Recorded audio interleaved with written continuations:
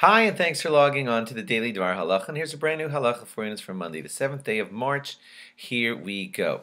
When you go to the Megilah reading, you should be dressed up all beautifully like for Shabbos, okay? The Megilah is a very, very respected event, and you would not want to go to it in your regular, ordinary weekday clothing. You should be dressed up like for Shabbos. You know, some people will dress up like for costumes. That's a whole nother story. But it is might want to speak to your rabbi about that, because the halacha says you should come dressed up respectfully and Shabbos stick and everything, and yet some people come in costumes. So, but even great people are wearing costumes. So speak to your rabbi about what he thinks is more appropriate for you.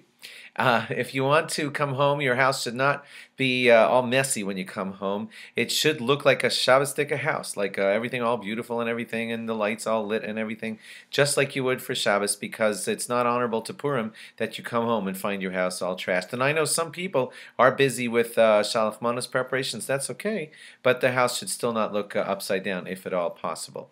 The machzis hashekel that you give early on Purim, that half shekel that we talked about, the age that you begin that at, some say that it's like for a 13-year-old bar mitzvah boy, he would start then. Others say that he wouldn't start until he's 20 years of age. So you may want to speak to your rabbi about that also, about when you should start taking upon yourself that mitzvah, that custom of machzis hashekel on Purim.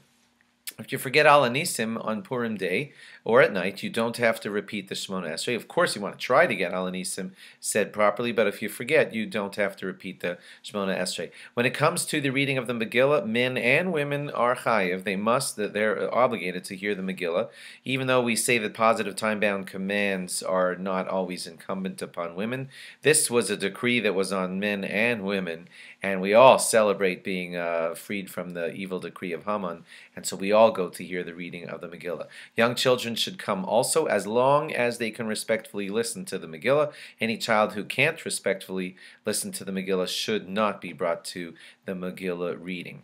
No Megillah should be read before nightfall. Nightfall is the time the 3 stars are visible, and that's when Shabbos ends in your area. So that's the timing in the evening that it's appropriate to start reading the Megillah. You should try to fast until after the Megillah is read.